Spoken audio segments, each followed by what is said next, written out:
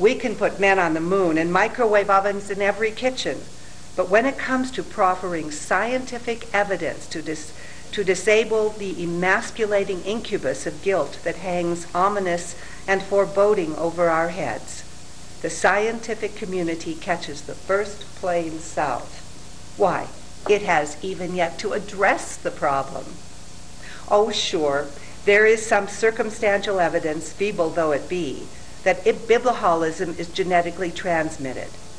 While history records no babies emerging from the womb with books in their hands, some youngsters have demonstrated biblioholic traits at a startlingly early age. Jonathan Swift could read any chapter in the Bible before he was 3. Henry Bradshaw, at the age of 3 or 4, had a library of 500 books that included not the works of some early-day Dr. Seuss or Big Bird's Big Book, but the Odes of Horace and other estimable tomes. The first word Edmund Goss said was not dada or mama, but book. Frederick Myers, at age 6, read Virgil in the Latin, albeit with the help of an interlinear translation.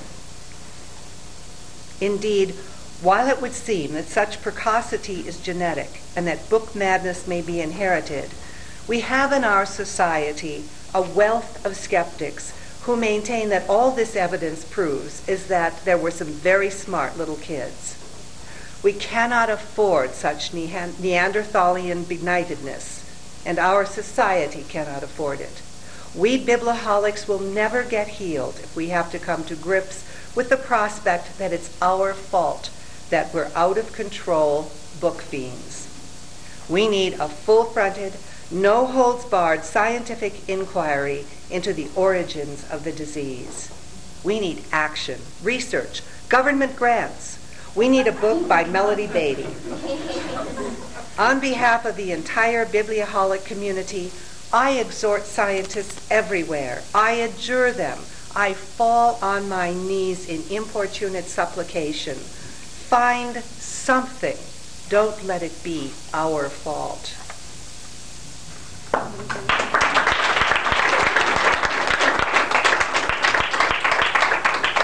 And finally, we go to the cure. Buy till it hurts. We have laid out this threat. We have outlined its destructive ways. We have consumed many words detailing the horror and abject deprivation that awaits those who allow their desire for books, to romp unreined. We've heard all the warnings, and we know all the dangers. Yet there we are, faithful and profligate, pulling books from the shelves of our favorite bookstore and fleeing home in maniacal joy. Why do we do it? Are we moved by some woo-woo force that controls our being? Is the devil behind it all? Are we stupid? Or what? First, the facts. Fact number 1 is, many of us don't want to be healed.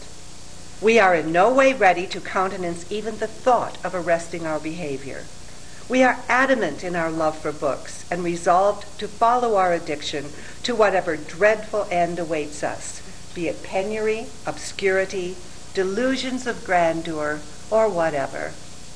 And fact number 2 is, nothing works unless we want to be cured. From the stinking miasma called addiction, from the hellhole of penury and abject deprivation, must come the cry, tortured and importunate, for help. It's a catch-22. We need to scrape our chin in the gutters of addiction before the desire for healing can lift our soul. And in order to hit that bottom, we have to buy until it hurts, until every dollar forked over for a book brings with it concomitant pain and guilt. We can't be cured until we want help. We can't want help until we hit bottom. And we can't hit bottom until we become absolute book fools and buy until it causes us so much pain we want help.